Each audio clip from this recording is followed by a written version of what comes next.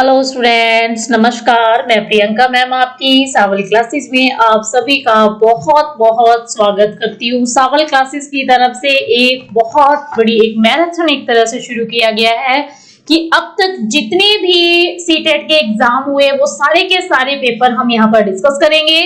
तो आप सभी अगर आज इस चैनल पर जो स्टूडेंट्स नए हैं वो चैनल को लाइक करें, सब्सक्राइब करें और अपने फ्रेंड सर्कल में शेयर करना ना भूलें, ताकि आपके साथ साथ आपके फ्रेंड सर्कल, आपके मित्र, आपके सखा, आपके दोस्त वो भी जो है इस लाइव क्लासेस का जो है वो फायदा ले सके।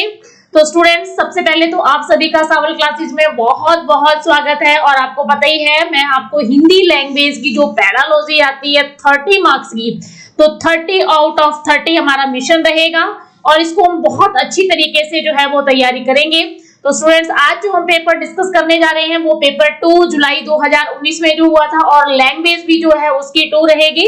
लैंग्वेज फर्स्ट जो है हम पहले ही कर चुके हैं, यानी कि हम पेपर जो लैंग्वेज 1 का था उसको हम डिस्कस कर चुके हैं। तो चलिए हम आगे बढ़ते हैं। आगे बढ़ने से पहले, यानी कि पेपर शुरू करने से पहले डिस्कस मैं आपको एक छोटी सी इंफॉर्मेशन देना चाहूंगी कि आप हमारे फ्री व्हाट्सएप ग्रुप पर भी जुड़ सकते हैं। इसके लिए आपने करना इतना होगा, अपना नाम लिखिए, सीटेट लिखिएगा और अपनी स्टेट मेंशन कर दीजिए। स्टूडेंट्स, आप किस स्टेट से बिलोंग करते हैं?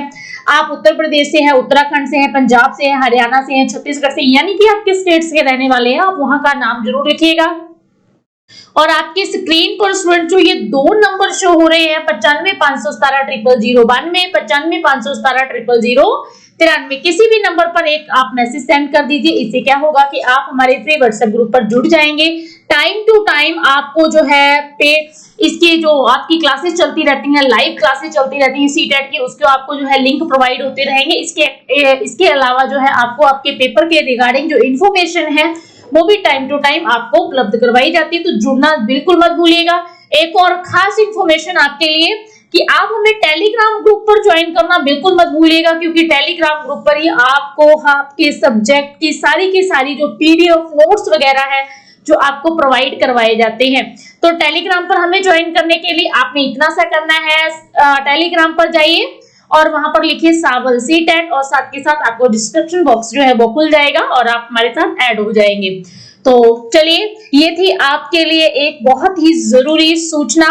तो फिर से मैं वही एक बात कहना चाहूंगी कि चैनल को लाइक करना, सब्सक्राइब करना और फ्रेंड सर्कल में अपने शेयर करना ना भूलें, क्योंकि आपके साथ साथ अगर आप अपने मित्र, अपने सखा का भी भला चाहते हैं तो जरूर करना चाहिए, और इतना हमारा फर्ज बनता है एक सच्चे दोस्त होने का। तो चलिए, बिना किसी देरी के हम हमारे पेपर को जो है वो डिस्कस करते हैं, देखते हैं कि क्या है। तो मैंने आपको बताया ही है कि पेपर 2 है आज जो हम डिस्कस करने जा रहे हैं, पेपर 2, और लैंग्वेज भी 2 ही है, ठीक। यानी कि देखिए, भाषा विकल्प जो हम चयन करते हैं, कोई फर्स्ट करता है हिंदी को, कोई सेकंड करता है, तो फर्स्ट हम पहले कर चुके। और जो मेरे पास स्टूडेंट सेट है वो W का है, यानी कि W फॉर वॉच, ठीक। तो चलिए, सबसे पहले हम देख लेते हैं कि इंपॉर्टेंट इंफॉर्मेशन हमें क्या दी गई है, उसके बारे में हम पढ़ लेते हैं। परीक्षार्थी भाग जो है ये 5वां जो आपको दिया गया है, तो 121 से प्रश्न संख्या 121 से 150 तक के प्रश्नों का उत्तर केवल तभी दे सकता है यदि उन्होंने भाषा सेकंड यानी कि दूसरे विकल्प को हिंदी चुना है। अगर आपने अपना जब फॉर्म भरा है, पेपर फिल किया है, तब वहां पर आपने दूसरे नंबर पे जो हिंदी को रखा तो ही आप इसको कर सकते हैं, अदरवाइज नहीं। तो कोई फर्स्ट लेता है, कोई सेकंड लेता है, तो आपने जो लिया है उस हिसाब से आपको करना होगा। तो देख लेते हैं। पहले स्टूडेंट्स, आपको जो है वो गद्यांश दिया गया है, तो इसको पढ़ने तो हमारा मिशन याद रखिएगा 30 आउट ऑफ 30। चलिए, तो हम इसको पढ़ लेते हैं कि निम्नलिखित गद्यांश को पढ़कर पूछे गए प्रश्न संख्या 121 से 128 तक के सबसे उपयुक्त उत्तर वाले विकल्प को चुनिए। तो हम इसको पढ़ लेते हैं कि गद्यांश को हमें अच्छे से पढ़ना पड़ेगा, तभी हम 121 से 128 जो है वो प्रश्न हम कर सकते हैं, ठीक है। तो हम पढ़ लेते हैं क्या दिया। एक सरसरी सी नजर, सरसरी यानी कि फटाफट इसको जल्दी पढ़ेंगे, लेकिन पढ़ेंगे अच्छे से। हाँ जी। आज शिक्षा के क्षेत्र में बाजारीकरण हो जाने के कारण शिक्षा महंगी और गरीबों की पहुंच से बाहर हो चुकी है। एक और तो रुचि और उपयोगिता के अनुसार उपयुक्त शिक्षा पाने के लिए गरीबों के पास धन उपलब्ध नहीं है, तो वहीं जो संपन्न हैं उनके पास समय का अभाव है। ऐसे में ऑनलाइन शिक्षा व्यवस्था एक बेहतर विकल्प तौर पर उभरी है। पिछले वर्ष देश के गरीब और स्कूल न जा सकने के वाले बच्चों के लिए सरकार की ओर से प्रभावी कदम उठाते हुए ई शिक्षा व्यवस्था यानी कि जो आपकी ऑनलाइन शिक्षा व्यवस्था इलेक्ट्रॉनिक शुरुआत करते हुए swayam.gv.in, याद रखिएगा swayam.gv.in वेब पोर्टल की शुरुआत की गई थी। इसमें बच्चे ऑनलाइन शिक्षा पा सकेंगे और उन्हें किसी भी तरह का शुल्क यानी कि फीस, शुल्क का मतलब क्या होता है, फीस, मनी, पैसा, ठीक है, फीस नहीं देना होगा। इस पोर्टल की विशेषता यह है कि इसमें छात्र मैनेजमेंट, इंजीनियरिंग सहित तमाम पाठ्यक्रमों की पढ़ाई घर बैठे कर सकेंगे। इससे छात्रों को घर बैठे ही सर्टिफिकेट और डिग्री भी हासिल होगी जो किसी भी विश्वविद्यालय में मान्य होंगे। ऑनलाइन एजुकेशन के प्रति लोगों का बढ़ता उत्साह देखकर कहा जा सकता है कि भारत में इसका भविष्य उज्जवल है। आने वाले टाइम में सब कुछ ऑनलाइन होने के चांसेस हैं। यही कारण है कि अब अधिकतर शिक्षण संस्थान की व्यवस्था को अपना रहे हैं और यही कारण है कि आज हम देखते हैं कि चारों तरफ ऑनलाइन शिक्षा का जो है वो प्रचार प्रसार बढ़ रहा है। पढ़ाई का बढ़ता खर्च और किसी भी प्रोफेशनल कोर्स की डिग्री प्राप्त करने के लिए कॉलेजों का चुनाव, प्रवेश परीक्षा और फिर एक साथ मोटी फीस चुकाना युवाओं की बढ़ती संख्या के लिए काफी मुश्किल साबित हो रहा है। भारत में केवल 12% छात्रों को विश्वविद्यालय में प्रवेश मिलता है। सोचने की बात है, सिर्फ 12% स्टूडेंट्स होते हैं जिनको कॉलेज में जो है प्रवेश करने का अवसर मिलता है। ऐसे में ऑनलाइन शिक्षा देने वाली कंपनियों के लिए भारत में एक बहुत बड़ा बाजार बन गया है। आज एक दूसरे को समझने जानने की जिज्ञासा भी भले में लोगों में बड़ी देखी जाती है। ऐसे में किसी देश की भाषा सीखना आवश्यक हो जाता है क्योंकि भाषा सीखने से उस देश की संस्कृति और अन्य बातें समझी जा सकती हैं। इसीलिए भारत के प्रति भी रुचि बढ़ रही है और हिंदी सीखने सिखाने की मांग भी बढ़ी है क्योंकि भारत में हिंदी जो है, आपको कोई भी भाषा आती हो लेकिन अगर आप अपनी हिंदी में भी अपनी बात को बड़ी अच्छी से बाखूबी तरीके से समझा सकते हैं, ये भारत के लिए विशेषकर हिंदी भाषा के लिए शुभ संकेत है। क्या शुभ संकेत है कि हिंदी सीखने और सिखाने की मांग भी जो है दिन प्रतिदिन बढ़ती जा रही है। तो स्टूडेंट्स, इनको सबको हमने पढ़ लिया है, अच्छी तरीके से हमने गद्यांश को पढ़ा है। तो चलिए अब हम क्या करते हैं, इस गद्यांश से जो पूछे गए प्रश्न हैं उनको हम सॉल्व करते हैं यानी कि हल करते हैं। तो देखते हैं फर्स्ट प्रश्न क्या दिया गया है। ऑनलाइन शिक्षा व्यवस्था का तात्पर्य है, भाई क्या तात्पर्य है, क्या अर्थ है बताइए। किसी भी प्रकार के शुल्क से मुक्त शिक्षा, घर बैठे इंटरनेट के माध्यम से शिक्षा, मैनेजमेंट, इंजीनियरिंग आदि की शिक्षा, गरीब और साधनहीन लोगों के लिए शिक्षा। तो अभी अभी हमने पढ़ा है तो भाई हमारा जो है बी ऑप्शन जो है वो राइट हो जाएगा। घर बैठे इंटरनेट के माध्यम से शिक्षा, ठीक। तो दूसरा देखते हैं कि क्या दिया गया है। दूसरा प्रश्न 122वां, भारत के लिए शुभ संकेत है। तो भाई शुभ संकेत क्या है, ऑनलाइन शिक्षा, शिक्षा का बाजारीकरण, हिंदी सीखने सिखाने की मांग का बढ़ना, निःशुल्क शिक्षा व्यवस्था।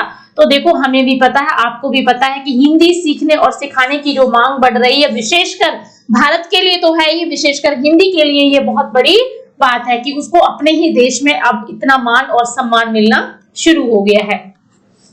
हाँ जी, आगे देखिएगा क्या दिया गया है कि भारत में ऑनलाइन शिक्षा में निरंतर रुचि पढ़ने के उपयुक्त कारण नहीं है। तो आपको जो 4 ये ऑप्शन दिए गए हैं, हमने ये बताना है कि इनमें से कौन सा ऐसा कारण है जो उपयुक्त नहीं है, सही नहीं दिया गया है कि भारत में जो ऑनलाइन शिक्षा व्यवस्था बढ़ रही है उसमें से सबसे अच्छा मतलब उस कारण को इतना नहीं। अधिकतर छात्रों को विश्वविद्यालय में प्रवेश नहीं मिलता है, क्या ये है। अधिकतर शिक्षण संस्थान ऑनलाइन व्यवस्था अपना रहे हैं। महंगी होने के कारण पढ़ाई में खर्च बढ़ता जा रहा है। विश्व के अनेक देशों की भारत में रुचि बढ़ रही है। तो भाई अगर हम देखें तो देखो इसको फर्स्ट को एक बार हम छोड़ लेते हैं। अधिकतर शिक्षण संस्थान ऑनलाइन क्लासेस व्यवस्था अपना रहे हैं, ये तो बिल्कुल सही है। महंगी होने के कारण पढ़ाई का खर्च भी बढ़ता जा रहा है, ये भी सही है।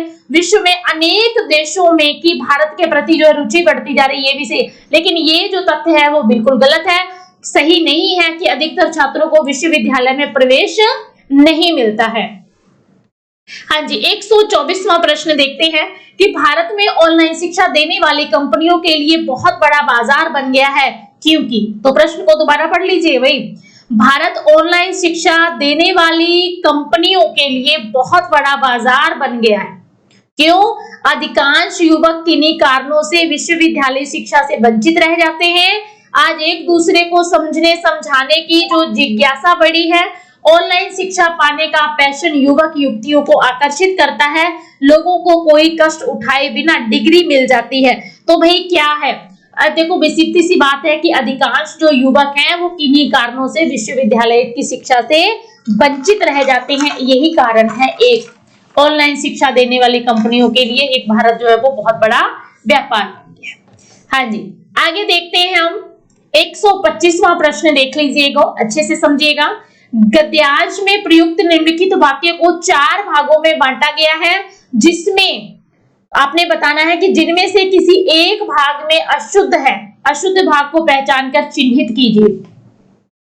तो गद्यांश में प्रयुक्त निम्नलिखित वाक्य को जो है वो 4 भागों में बांटा गया है, ठीक। तो जिनमें से हमने एक भाग में अशुद्ध है, तो हमने देखना, ये देखिए 4 भाग है, 2, 3 और एक 4। तो हमने एक अशुद्ध को पहचानना है और उसको करना है कि आज एक दूसरे को समझने जानने की जिज्ञासा भी लोगों में बढ़ी और देखी जाती है। तो क्या है भाई, आज एक दूसरे को, सीधा आना था एक दूसरे को, तो ये फर्स्ट जो है वो हमारा सही हो जाएगा आंसर। क्लियर? हाँ जी। उत्पत्ति की दृष्टि से ऑनलाइन और शिक्षा व्यवस्था, 2 शब्द दिए गए हैं। उत्पत्ति की दृष्टि से हमने बताना है ऑनलाइन और शिक्षा शब्द क्रमशः क्या है। तो देखो स्टूडेंट, जब हम पढ़ते हैं शब्द विचार को, तो वहां ये सारी चीजें हम पढ़ेंगे कि तत्सम शब्द है, देशज है, विदेशज है, तद्भव है, कौन सा शब्द है, ये सारी चीजें हम तभी पढ़ते हैं। तो बताना होगा कि ऑनलाइन जो शब्द है वो तत्सम है, यानी कि संस्कृत भाषा का शब्द है, या तद्भव है, तद्भव है, आगत है, आगत है, तत्सम है, तत्सम है। तो देखिए भाई, हमारा थर्ड जो है ऑप्शन बिल्कुल करेक्ट हो जाएगा। ऑनलाइन जो शब्द है ये आगत है, आगत स्वर किसे बोला जाता है, विदेशी भाषा से जो शब्द लिए गए हैं उसको जो है आगम शब्द बोला जाता है, विदेशी शब्द है, ठीक, अंग्रेजी भाषा। तो शिक्षा जो शब्द है वो तत्सम है, तत्सम यानी कि संस्कृत का शब्द है ये, ठीक। संस्कृत भाषा के जो शब्द जैसे कि तैसे आज हम हिंदी भाषा में प्रयोग करते हैं, उनको हम क्या बोलते हैं, तत्सम शब्द बोला जाता है, और तद्भव उनके बदले हुए रूप के साथ। हाँ जी। उपयोगिता शब्द में उपसर्ग और प्रत्यय क्रमशः हैं। तो हमने बताना है, आपको पता ही है, उपसर्ग जो है आगे लगता है और प्रत्यय पीछे लगता है शब्द के। तो बताना होगा कि किन 2 शब्द कौन से हैं, उपसर्ग और प्रत्यय। ता उपसर्ग लगा हुआ है, उप प्रत्यय ये तो बिल्कुल टोटली गलत है। उप और इता ये भी गलत है भाई, उ और गीता ये तो नहीं है। ये हमारा 4th ऑप्शन जो है वो यहाँ पर करेक्ट हो जाएगा। उप जो है वो क्या लगा हुआ है, उपसर्ग लगा हुआ है, याद रखिएगा, और ता जो है वो इसमें प्रत्यय लगा हुआ है, ठीक। तो उपसर्ग और प्रत्यय स्टूडेंट, ये सारी चीजें जो है वो हम क्लास में पढ़ेंगे बेहतर तरीके से, वहां जो है वो ज्यादा अच्छी तरीके से हम पढ़ सकते हैं, यहाँ इतना पॉसिबल नहीं होगा। हाँ जी, आगे देखिएगा क्या दिया गया है, देख लेते हैं कि आज शिक्षा गरीबों की पहुंच से बाहर होती जा रही है। इसका कारण है गरीबी, अधिक जो गरीब है वो अधिक गरीब होते जा रहे हैं, गरीब आरक्षण का लाभ नहीं उठा पाते हैं, उपयुक्त व्यवस्था का सरकारीकरण हो गया है, बाजारीकरण के कारण शिक्षा महंगी हो गई है। तो भाई क्या रीजन है जिसकी वजह से, तो भाई बाजारीकरण के कारण शिक्षा जो है आज बहुत ज्यादा महंगी हो गई है, यही कारण है। तो स्टूडेंट्स ये थे 121 से लेकर के 128 तक के प्रश्न, जो फर्स्ट जो हमने पढ़ा था गद्यांश उससे रिलेटेड थे। चलिए अब हम पढ़ लेते हैं जो दूसरा आपको गद्यांश लगा हुआ, उसमें से देख लेते हैं कि अब जो है वो क्या दिया गया है। तो दूसरा हम पढ़ लेते हैं अच्छी तरीके से, उसके बाद हम समझेंगे कि क्या है क्या नहीं। चलिए देखते हैं दूसरा क्या दिया है, पढ़ लेते हैं हम इसको अच्छे से। क्या इसमें जो है वो दिया गया है कि निम्नलिखित गद्यांश को पढ़कर पूछे गए प्रश्न संख्या 129 से 135 तक के सबसे उपयुक्त उत्तर वाले विकल्प को चुनिए। हमारे व्यवहारिक अथवा वास्तविक जीवन में भी यही सिद्धांत काम करता है कि हम समाज अथवा लोगों को जो देते हैं वही हमारे पास लौटकर आता है। ये सच्चाई है। जो आप देखिए, एक खेत है जिसमें आप जो बीज लगाओगे वही उग करके बाहर आएगा, ठीक। हाँ जी, हम आगे क्या लिखा हुआ है कि हम लोगों से प्यार करते हैं तो लोग भी हमें प्यार करते हैं, लेकिन यदि हम लोगों से घृणा करते हैं तो वो भी हमसे घृणा ही करेंगे, इसमें संदेह नहीं। यदि हम सबके साथ सहयोग करते हैं अथवा ईमानदार बने रहते तो दूसरे भी हमारे प्रति सहयोगात्मक और ईमानदार हो जाते हैं। इसे आकर्षण का नियम कहा जाता है। आकर्षण का नियम क्या होता है कि जो अच्छा होता है तो अच्छे लोग उसकी तरफ अट्रैक्ट होते हैं, जो बुरा होता है उसकी तरफ बुरे लोग आते हैं। अगर आपके अंदर अच्छाई है तो अच्छा होगा। हम जैसा स्वभाव विकसित कर लेते हैं वैसी ही चीजें हमारे और आकर्षित होने लगती हैं। ये करेक्ट बात है भाई। आगे देखिएगा, गंदगी मक्खी को आकर्षित करती है। कभी आपने देखा साफ जगह पर मक्खी नहीं होगी, गंदगी पे बैठती है, तो फूल तितली को आकर्षित करते हैं। यदि हम स्वयं को फूल जैसा सुंदर, सुवासित, रंगीन और अर्थात सुंदर गुणों से युक्त बना लेंगे तो स्वाभाविक है समाज के सुंदर गुणी व्यक्ति हमारी ओर आकर्षित होंगे ही, अगर हम अपने आप को अच्छा बना लें। यदि हम चाहते हैं कि हमारे संपर्क में केवल अच्छे लोग ही आए तो हमें स्वयं को उनके अनुरूप बनाना होगा, यानी कि अच्छा। दुर्गुणों यानी कि बुरे जो व्यक्ति होते हैं, दुराचारी, ठीक, दुराचारी यानी कि बुरे स्वभाव वाले, दुराचारी बुरे व्यक्ति, ठीक, और सद्गुणों में अपने व्यवहार का व्यवस्थित व आदतों को अच्छा करना होगा। अपनी वाणी को कोमल व मधुर बनाना होगा। केवल मात्र बाहर से ही नहीं, मन की गहराइयों से में भी सुंदर बनाना होगा। यदि हम बाहरी रूप स्वरूप से नहीं मन सुंदर बन पाते हैं तो विचार और कर्म सुंदर हो जाएंगे। जीवन रूपी सितार ठीक बजने लगेगा। जीवन के प्रति सत्यम, शिवम और सुंदर आकर्षण लगेगा। अगर हम अपने आप को, क्या बताया गया भाई, केवल मात्र बाहर से नहीं, मन की गहराइयों से भी स्वयं को सुंदर बनाना होगा तब। तो चलिए स्टूडेंट्स, हमने इसको गद्यांश को अच्छे से पढ़ लिया। अब हम देख लेते हैं कि हमारा जो प्रश्न है वो किस तरह के पूछे गए हैं और इसको हम सॉल्व करते हैं। तो 129 से लेकर के 135 तक है, याद रखिएगा। हाँ जी, 129 देख लेते हैं कि क्या दिया गया है। फूल और तितली का उदाहरण देखकर लेखक सिद्ध करना चाहता है कि तितली फूलों की ओर ही आकर्षित होती है। हमें जीवन तितली जैसा बनाना चाहिए। भले लोगों को फूल और तितलियां प्रिय होती, गुणी जनों को गुणवान ही आकर्षित करते हैं। तो ये तो सारी चीजें आपको बहुत अच्छी तरीके से पता है कि गुणी जनों को गुणवान ही आकर्षित करते हैं। हमारा फोर्थ ऑप्शन जो है वो करेक्ट हो जाएगा। तो चलिए अगला हम पढ़ लेते हैं कि क्या दिया गया है इसमें आगे प्रश्न में। तो पढ़ते हैं हम इसको। अनुच्छेद के निम्नलिखित वाक्य को 4 भागों में बांटा गया है, जिसमें एक भाग अशुद्ध है, यानी कि क्या है, अशुद्ध यानी कि गलत है। तो उस भाग को पहचानिए। केवल मात्र बाहर से नहीं, मन की गहराइयों में स्वयं को सुंदर बनाना होगा। तो मेरे हिसाब से तो देखिए स्टूडेंट्स, केवल मात्र ही आ जाना था, केवल मात्र के लगाने की कोई जरूरत नहीं थी। तो एक जो है यानी कि केवल की जरूरत नहीं थी, मात्र बाहर से नहीं, सीधा ही लिखा जा सकता था। यहाँ पर जो है वो त्रुटि है। ए आंसर जो है वो हमारा राइट हो जाएगा। अपने व्यवहार को व्यवस्थित और आदतों को अच्छा करने से क्या होगा?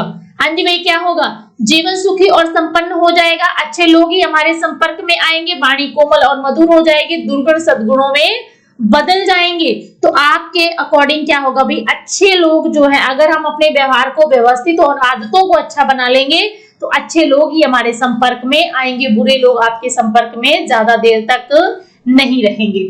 चलिए हम आगे बढ़ते हैं। सो स्टूडेंट्स, आगे बढ़ने से पहले मैं आपको छोटी सी इंफॉर्मेशन देना चाहूंगी कि आप हमारे जो है वो पेड ग्रुप को भी ज्वाइन कर सकते हैं। तो जल्दी से जल्दी पेड ग्रुप में आइए ताकि हम अपनी बेहतर और अच्छी तरीके से तैयारी कर सकें। पेपर फर्स्ट यानी कि ईटीटी, पेपर सेकंड एसएसटी और मैथ साइंस का अलग से जो है वो बैच चल रही है। लिमिटेड हमारे पास सीट्स हैं, ज्यादा नहीं है। तो आप जल्दी से जल्दी संपर्क करें और अपनी सीट्स को बुक करिए और जितना जल्दी हो सके। और अपने पेड ग्रुप के रिगार्डिंग इंफॉर्मेशन के लिए, अपने सब्जेक्ट के रिगार्डिंग इंफॉर्मेशन के लिए जो है आपकी स्क्रीन पर जो ये नंबर शो हो रहा है 9551700092, 9551700093, आप इन नंबर्स पर कांटेक्ट कभी भी कर सकते हो और अपने मन में जो आपके जो प्रश्न है उनका आप आंसर जो है वो ले सकते हैं। तो जल्दी से जल्दी स्टूडेंट्स जुड़े ताकि जो है आपको ज्यादा, जितना लेट होंगे इतने इसमें हमारा ही घाटा है। तो जल्दी से जल्दी जो है जुड़िए ताकि आप अपनी बेहतर और अच्छी तैयारी कर सकें।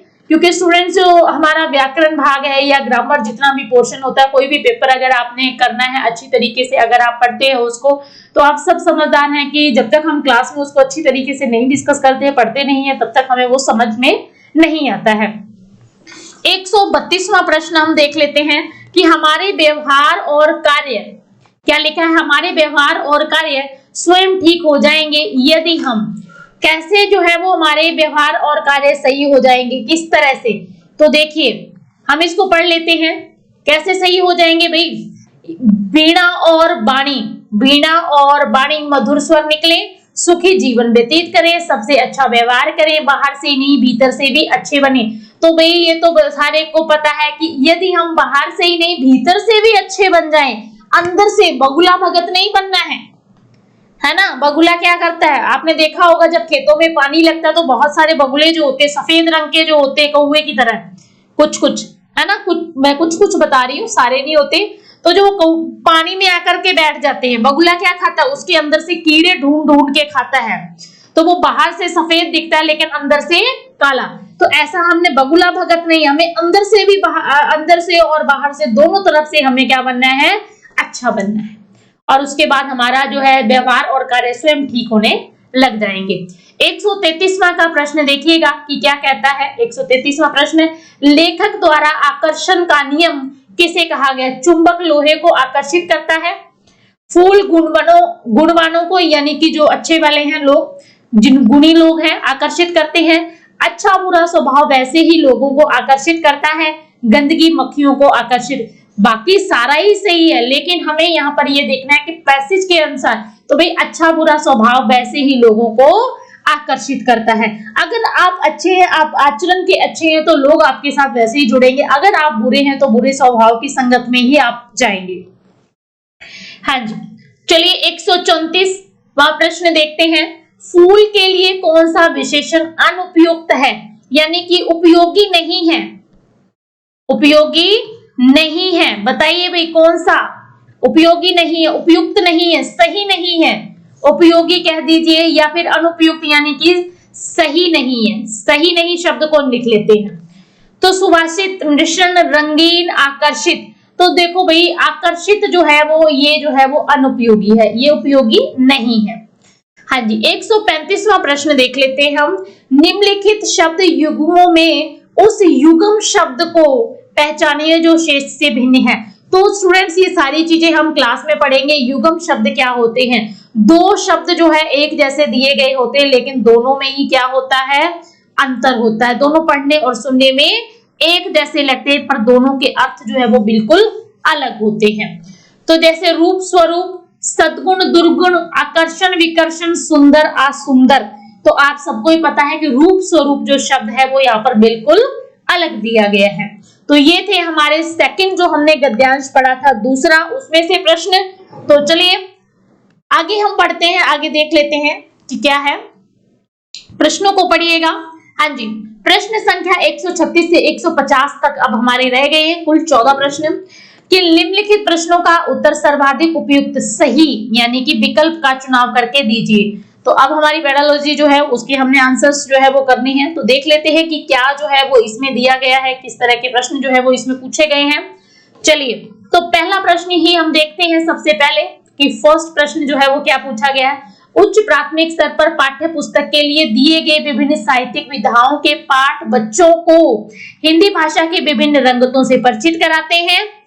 ठीक, हिंदी भाषा के प्रसिद्ध रचनाकारों से परिचित कराते हैं, हिंदी भाषा में साहित्य सृजन के लिए प्रेरित करते हैं। दर्शाए सभी विकल्प सही हैं।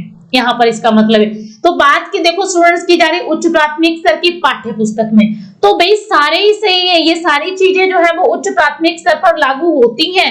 बिल्कुल राइट आंसर है ये, ठीक, रॉन्ग नहीं है, ये राइट है। चलिए हम आगे बढ़ते हैं। यहाँ तो हमने देख लिया सारे के सारे हमारे जो है वो सही है। 137वां प्रश्न देखते हैं कि क्या कहता है। चलिए, उच्च प्राथमिक स्तर पर हिंदी भाषा शिक्षण का उद्देश्य नहीं है। तो बताना होगा हमने कि क्या जो है वो नहीं है। सरसरी तौर पर किसी पाठ को देखकर, सरसरी यानी कि जल्दी जल्दी, सरसरी का मतलब क्या होता है, जल्दी जल्दी, ठीक, जल्दी जल्दी से फटाफट देख करके विषय वस्तु का पता करना, निजी अनुभवों के आधार पर भाषा सृजनशील इस्तेमाल करना, भाषा की बारीकी सौंदर्य बोध के लिए हिंदी भाषा का व्याकरण कंठस्थ कर लेना, याद कर लेना, विभिन्न साहित्यिक विधाओं और ज्ञान से संबंधित अन्य विषयों की समझ का विकास करना। तो भाई क्या जरूरी है, तो भाई देखिए तीसरा जो है हमारा ऑप्शन सही हो जाएगा कि भाषा की बारीकी और सौंदर्य बोध के लिए हिंदी जो है वो यहाँ पर नहीं पे प्रश्न पूछा गया है। तो ये जो है कंठस्थ करने वाली, जहां पर ऐसी चीजें आ जाए वो तो वैसे ही हमें पता लग जाती है ये बिल्कुल गलत है। 138 मतलब देखते हैं कि क्या है। तो यहाँ पर प्रश्न दिया गया है कि उच्च प्राथमिक स्तर पर हिंदी भाषा सीखने सिखाने में सबसे कम सहायक है समृद्ध भाषा परिवेश की उपलब्धता, पाठ्य पुस्तकों का प्रयोग, संचार माध्यमों का प्रयोग, अन्य विषयों की कक्षाओं में भाषा का पर ध्यान देना। तो क्या जो है वो सबसे कम जो है वो उपयुक्त है? हाँ जी, तो यहाँ पर पाठ्य पुस्तकों का जो प्रयोग कम सहायक हो सकता है उच्च प्राथमिक स्तर पर भाषा सिखाने में सबसे कम पूछा गया है। ठीक, क्योंकि देखो समृद्ध भाषा प्रयोग तो बहुत जरूरी है, संचार माध्यमों से बच्चा बहुत कुछ अन्य विषयों की भाषाओं पर भी ध्यान दिया जाना चाहिए, है ना। तो 139वां प्रश्न देखते हैं कि क्या कहता है। 139 उच्च प्राथमिक स्तर पर बच्चों के लिए साहित्य का चयन करते समय आप किस बात का सर्वाधिक ध्यान रखेंगे? तो उच्च प्राथमिक स्तर के लिए है और बच्चों के लिए आपने क्या करना है, साहित्य का चयन करना है। तो आप सबसे ज्यादा जो है वो ध्यान किस पर देंगे? हाँ जी, रचनाकार जो है वो उसकी प्रसिद्धि पर, यानी कि जो आप उसकी पाठ्य पुस्तक में रचनाकार लगा रहे हैं वो बहुत ज्यादा प्रसिद्ध होना चाहिए, बहुत उसका नाम होना चाहिए। रचनाओं की लंबाई पर कि रचना जो है वो कितनी लंबी है, छोटी है, 2 पेज की है, 4 पेज की है, बच्चों का स्तर और रुचि का या सरल भाषा का, आप क्या देखेंगे? तो देखिए स्टूडेंट, सबसे ज्यादा जरूरी है कि बच्चों के स्तर को देखा जाए और उनकी रुचि को परखा जाए, उनके अनुसार जो है वो पुस्तक का निर्माण किया जाए। ठीक, चयन करना तभी जरूरी है। हाँ जी, आगे देखते हैं कि क्या प्रश्न जो है वो दिया गया है। तो यहाँ पर प्रश्न है उच्च प्राथमिक स्तर पर बच्चों की भाषा आंकलन में सर्वाधिक प्रभावी प्रश्न क्या है? तो बात की जा रही है उच्च प्राथमिक स्तर पर और भाषा के आंकलन करना है आपने। रूप बदलकर बादल किसान के कौन कौन से सपनों को साकार करेगा? बच्चों को ये दिया जाए। बादलों के घिर आने पर कवि किसान को उठने के लिए क्यों कहता है? जब हरा खेत लहराएगा तो क्या होगा? तुम भी अपने ढंग से तनिक, तनिक का मतलब क्या होता है? थोड़ा, तनिक शब्द का जो है इस्तेमाल करते हुए 5 वाक्य बनाओ। तो हमने बच्चों में देखना क्या है? तो बच्चों की भाषा का आंकलन अगर आपने करना है तो बहुत बेहतर है कि हम उनको फोर्थ दें कि तुम भी अपने ढंग से, अपने तरीके से, अपने वे में, अपने स्टाइल में क्या करो, तनिक शब्द का प्रयोग करते हुए 5 वाक्य बनाओ। जब बच्चे 5 वाक्यों को बनाएंगे तो वहां से उनके भाषा के बारे में हमें बहुत कुछ पता चलेगा। चलिए हम आगे बढ़ते हैं, इसको हमने देख लिया है। अगले देखिए 141वां प्रश्न क्या कहता है। हाँ जी स्टूडेंट्स, अपनी मातृभाषा में किसान पर लिखी गई कविता को अपने मित्रों व शिक्षक को सुनाओ। हिंदी भाषा की पाठ्य पुस्तक में यह प्रश्न किस लिए भी डाला गया है? कक्षा में मनोरंजन के साधन के लिए, कक्षा में बच्चों को गीत गाने का अवसर देता है, कक्षा में बहुभाषिक संदर्भ को पोषित करता है, कक्षा में समय के सदुपयोग को उत्कृष्ट करने का उदाहरण है। तो भाई यहाँ पर जो हमारा राइट आंसर क्या बन जाएगा कि कक्षा में क्या करता है, बच्चों को बहुभाषिक जो संदर्भ में जो है वो इसको पोषित करता है। ये हमारा राइट आंसर बन जाएगा। थर्ड जो है वो इसका राइट आंसर हो जाएगा कि अगर आपको कहा जाए अपनी मातृभाषा में, तो कक्षा जो है वो बहुत, जो एक क्लास होती है, जो एक कक्षा होती है, उसमें क्या होता है कि एक नहीं अनेक जो है मातृभाषा से रिलेटेड बच्चे बैठे होते हैं। जरूरी नहीं है कि सबकी मातृभाषा हिंदी हो, हिंदी में भी अलग अलग से आ जाती हैं। तो इस तरह से जो है, क्योंकि कोई बच्चा होता है वो कहीं का रहने वाला होता है, कोई कहीं से आकर के बसे होते हैं, तो वो अपनी अपनी मातृभाषा में बात करेंगे। हाँ जी, आगे देखते हैं हम क्या है। उच्च प्राथमिक स्तर पर बच्चों को भाषा प्रयोग का आंकलन करने के लिए सबसे कम प्रभावी है। तो उच्च प्राथमिक स्तर की बात की जा रही, पोर्टफोलियो, अवलोकन, बातचीत, जांच सूची, तो सबसे कम जो है वो पूछी गई। तो भाई जांच सूची जो है वो मेरे अकॉर्डिंग तो सबसे कम होनी चाहिए, सबसे कम जो है वो प्रभावी मानी गई है। 143वां प्रश्न देख लेते हैं क्या कहता है। राधिका 7वीं कक्षा में पढ़ती है, वे बच्चों को नाम संबंधी कुछ उदाहरण देती है, पढ़ाती आएगा कि मान लीजिए एक अध्यापिका है जिसका नाम क्या है, राधिका है, और वो 7वीं कक्षा में पढ़ाती है। वे बच्चों को नाम संबंधी यानी कि नामों को फिर संज्ञा के बारे में समझाते हैं, राधिका द्वारा प्रयुक्त की गई विधि कौन सी है। स्टूडेंट्स, ये आगमन विधि क्या होती है, निगमन क्या होती है, सूत्र विधि क्या होती है, भाषा संसर्ग विधि क्या होती है, इन सारी विधियों के बारे में हम क्लास में जो है बहुत अच्छी तरीके से, बढ़िया तरीके से डिस्कस करेंगे। तो जल्दी से जल्दी आप सभी क्लास में आइए, ताकि क्लासेस जो है वो बहुत जल्द शुरू हो रही है आपकी। तो इसको आगमन विधि कहते हैं, याद रखिएगा। आगमन विधि जिसमें क्या होता है कि पहले जो है वो उदाहरण दिया जाता है और बाद में जो है बच्चों को पढ़ाया जाता है। जैसे संज्ञा पढ़ाना, तो मैंने पूछा आपका नाम क्या, आप कहाँ से आती हो, मेरे हाथ में क्या है ना, मैं किस पर बैठी हुई हूँ। तो ये सारे क्या है, बच्चे वो बोलेंगे नाम है। तो बच्चों, नाम को जो हम व्याकरण की भाषा में क्या कहते हैं, अपने आप बच्चे बोल पड़ेंगे कि मैडम संज्ञा कहती है। बोल जाएंगे तो ठीक है, नहीं तो हम उनको बताएंगे। हाँ जी, आगे बढ़ते हैं हम। 144वां प्रश्न देख लीजिए कि 8वीं कक्षा में पढ़ने वाली अली, 8वीं कक्षा में पढ़ने वाली अली अक्सर बच्चों के गलत शब्दों के नीचे शब्द का ठीक रूप लिखकर दोनों में अंतर करने के लिए कहते हैं। 8वीं कक्षा में पढ़ाने वाले जो है, पढ़ने वाले नहीं है, पढ़ाने वाले जो अली हैं, अक्सर जब बच्चे कुछ भी गलत जो है वो शब्द लिखते हैं तो गलत शब्दों के नीचे वो ठीक लिख देते हैं और दोनों में अंतर करने के लिए कहते हैं। उनका उद्देश्य क्या है? बच्चों को उनकी गलती का अनुभव कराना, शब्दों का सही वर्तनी की जानकारी देना, अवलोकन द्वारा सही वर्तनी की ओर ध्यान आकृष्ट करवाना, आंकलन का लचीला और सुविधापूर्ण बताना। तो यहाँ पर जो उनका मकसद रहेगा वो क्या रहता है कि बच्चों को अवलोकन के द्वारा, उनके खुद जान के द्वारा जो है वो सही वर्तनी की ओर जो है वो उनका ध्यान आकृष्ट करवाना चाहते हैं। 145वां प्रश्न देखिए क्या कहता है कि उच्च प्राथमिक स्तर पर बच्चों की लिखित अभिव्यक्ति का विकास करने में सबसे कम सहायक है। तो उच्च प्राथमिक स्तर पर बच्चों की जो लिखित है अभिव्यक्ति है उसमें सबसे कम सहायक जो है वो क्या है? कविता की अधूरी पंक्तियों को देख करके बच्चों को बोला जाए, जो हमने अभी कविता पढ़ी है इसमें जो अधूरी पंक्तियां इसको पूरा करिए। बच्चों को बचपन की कोई एक ऐसी घटना लिखो जब वो शरारत कर रहे थे तब उनको डांट पड़ी थी। या फिर हम बच्चों को बोलो, अगर तुम्हारे घर में किसी कोने में कोई चिड़िया अपना घोंसला बना ले तो तुम क्या करोगे? नादान दोस्त कहानी का अंत परिवर्तित करते हुए कहानी अपने शब्दों में लिखो। तो स्टूडेंट्स, हमसे पूछा गया है, यहाँ पर सबसे कम की बात की गई है। तो बाकी सारे तो बहुत इफेक्टिव हैं, लेकिन ये सबसे कम नजर आ रहा है कि कविता की अधूरी पंक्ति। बच्चे क्या करेंगे? पीछे से देख करके सीधा चेप देंगे, है ना, लिख देंगे। तो ये सबसे कम हो जाएगा। 146वां प्रश्न देखते हैं कि क्या कह रहा है। हाँ जी, बच्चों में पढ़ने लिखने की कुशलता के विकास में सर्वाधिक सहायक है। क्या जो है वो सबसे ज्यादा सहायक है? हाँ जी, सुलेख का कार्य, श्रुति लेख का कार्य, कहानी पढ़कर सवाल बनाना या प्रदूषण पर निबंध लिखना। तो हमने बताना यह है कि सबसे ज्यादा क्या है, इफेक्टिव क्या है। बच्चों को अगर बोला जाए, सर्वाधिक यहाँ पर बात पूछी जाए और बच्चों को बोला जाए कि कहानी लिख करके, यानी कि कहानी पढ़ करके आपने क्या करना है, सवाल बनाने हैं, तो ये स्टूडेंट्स के लिए ज्यादा उपयोगी होगा। हाँ जी, 147वां प्रश्न देखिएगा क्या कह रहा है। कक्षा का बहुभाषिक संदर्भ यह मांग करता है कि बच्चों की मातृभाषा को कक्षा में स्थान दिया जाए, बच्चों की मातृभाषा को ही पढ़ाया जाए, बच्चों को 4 भाषाएं पढ़ाई जाएं, बच्चों का भाषा आकलन बिल्कुल ना किया जाए।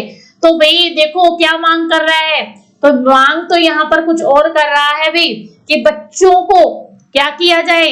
राइट आंसर क्या हो जाएगी? बच्चों को उसकी मातृभाषा का जो है कक्षा में स्थान दिया जाए। 148वां प्रश्न देखते हैं। हाँ जी, उच्च प्राथमिक स्तर पर हिंदी भाषा शिक्षण का एक महत्वपूर्ण उद्देश्य है। उच्च प्राथमिक स्तर पर और हिंदी भाषा शिक्षण का एक महत्वपूर्ण उद्देश्य जो है वो क्या हो सकता है? बोलने की क्षमता के अनुरूप लिखने की क्षमता का विकास किया जाए, हिंदी के व्याकरणिक बिंदुओं को कंठस्थ करना, हिंदी भाषा के विविध स्वरूपों की जानकारी देना, हिंदी भाषा में अनुदित सामग्री का बढ़ाना। तो क्या जो है वो सबसे ज्यादा इंपॉर्टेंट है? तो उच्च प्राथमिक स्तर की बात की जा रही है, तो यहाँ पर सबसे ज्यादा जरूरी है कि हिंदी भाषा के विविध स्वरूपों की जानकारी बच्चों को दी जाए। हाँ जी, 149वां प्रश्न देख लेते हैं। तो यहाँ पर प्रश्न है कि उच्च प्राथमिक स्तर पर मुहावरे और लोकोक्तियों के शिक्षण में संदर्भ में सर्वाधिक महत्वपूर्ण क्या है।